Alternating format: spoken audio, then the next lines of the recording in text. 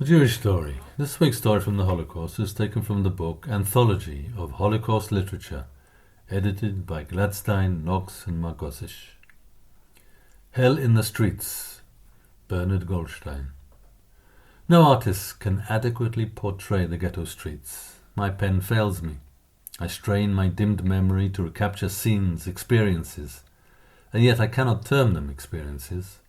An experience is something fleeting. Actually, it was a continuous miasma of 5 years' duration, uninterrupted, unfaltering, a constant nightmare.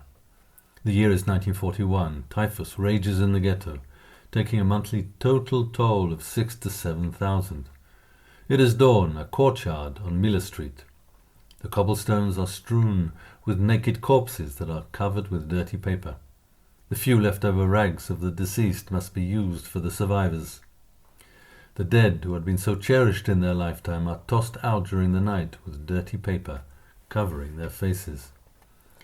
Half-dead, half-naked, swollen human beings with lacerated, parchment-yellow bodies are scattered alongside the wall of the Catholic Church on Lejno Street. Sickly infants with pussy eyes breathe heavily, emitting gurgling sounds. The older ones, paled and emaciated, beg with their last bit of strength. A piece of bread. The street is already crowded. Everyone tries to make his way carefully for fear of touching someone infected with typhus. A bedraggled, filthy Jew, barefooted and frothing at the mouth, is dragging a small wagon load of children who wail, "Bread! Bread!" Suddenly there is a commotion and someone shrieks, "Nab him!" A barefooted urchin, munching greedily on a hunk of bread, sloshes through the mud with his filthy feet. He stumbles on a corpse and falls with the bread in his hands. The fellow whose bread it was grapples with him, trying to retrieve the loaf that had been so difficult to get, and which is now chewed up and soiled with the spittle of the grabber, a fellow who might even be infected with typhus. These grabbers were a peculiar sort.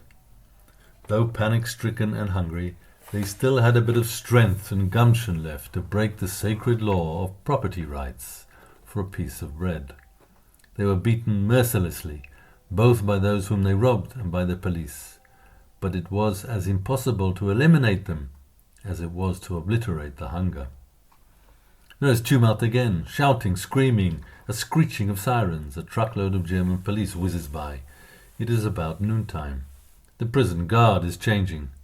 The truck drives right into the midst of the Jewish throng, and the Germans start beating the dirty Jews, those sore-infested typhus spreaders, with their whips and bayonets, yelling, "Filthy Jews, get out!"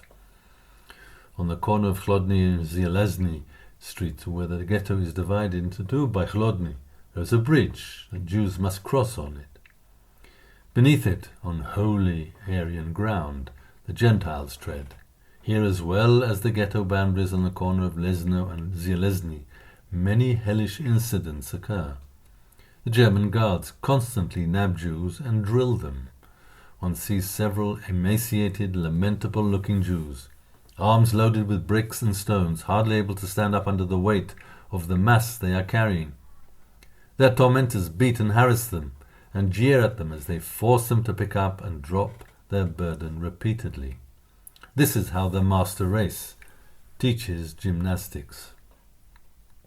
A cacophony of wailing, of crying, of moaning and of shrieking fills the air, and in the midst of this one suddenly hears the sound of music, of singing, of symphonic music and of jazz. The music emanates from a courtyard at the end of the street. A group consisting of former actors, singers, musicians, choristers, members of the Philharmonic of days gone by, is trying to eke out a bleak livelihood, a bit of bread, by singing in the streets and in the courtyards. People drop a few coins into outstretched caps and plates. Please pass on this story.